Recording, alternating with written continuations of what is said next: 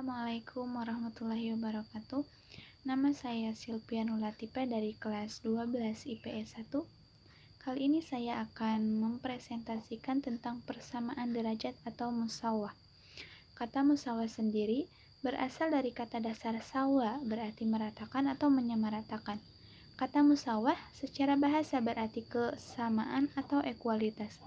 Sedangkan secara istilah, musawah adalah sikap terpuji di mana memandang bahwa setiap manusia memiliki sikap atau harkat dan martabat yang sama.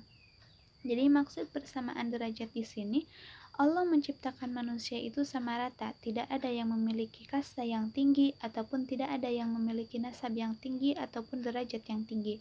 Seperti contoh, Allah menciptakan manusia itu sama, tidak ada yang pintar ataupun tidak ada yang bodoh. Hanya saja ada yang rajin, juga ada yang malas. Seperti sabda Rasulullah SAW yang diriwayatkan oleh Bukhari dari Abi Al-Yaman Al-Ajhari menceritakan dari Al-Utaibi, sesungguhnya yang dikehendaki Nabi dalam hal ini adalah bahwa manusia sama atau setara dalam nasabnya. Tidak seorang pun dari mereka memiliki kelebihan dari yang lainnya. Akan tetapi mereka serupa seperti 100 ekor unta yang tidak memiliki induk. Jadi manusia itu sama di hadapan Allah, sama di sisi Allah. Pendapat Khalifah Ali bin Abi Thalib pernah berkata, "Undur maqala wala tandur maqala." Pandanglah perkataannya, bukan orangnya. Sering kita jumpai perkataan ini. Contohnya, seperti kita sedang musyawarah, kita memilih pendapat dari satu orang yang berjas dan satu orang yang lusuh. Apabila kita memandang orangnya, maka kita akan memandang orang yang berjas. Tapi perkataan orang yang berjas itu salah, sedangkan orang yang berbaju lusuh pendapatnya benar. Contoh musawah dalam Islam, menurut Muhammad Ali Al-Hashimi dalam Manhaj Al-Islam adalah al-musawah, ada beberapa hal yang berkaitan dengan prinsip musawah dalam ajaran Islam, yaitu yang pertama, persamaan adalah buah dari keadilan Islam. Menyamaratakan manusia, tidak memandang manusia dari derajatnya, itu termasuk kita mempunyai sifat adil. 2. Setiap manusia sama derajat, tidak ada pengistimewaan tertentu terhadap orang lain. 3.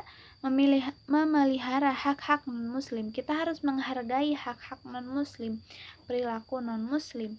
Itu juga disebut dalam toleransi. 4. Persamaan derajat dalam kewajiban agama. 5. Persamaan sosial. Orang kaya ataupun orang miskin dalam lingkungan itu sama derajatnya. 6. Persamaan manusia di depan hukum. Siapapun manusia akan dihukum sesuai dengan perilakunya. 7. Persamaan dalam mendapatkan jabatan publik. Maksudnya, setiap orang memiliki hak untuk menjadi penjabat politik. 8. Persamaan didasarkan pada kesatuan asal bagi manusia. Maksudnya, manusia di mata Allah itu sama. Tidak ada yang mempunyai derajat yang tinggi ataupun kasta yang tinggi. Contoh membiasakan berperilaku musawah dalam kehidupan sehari-hari.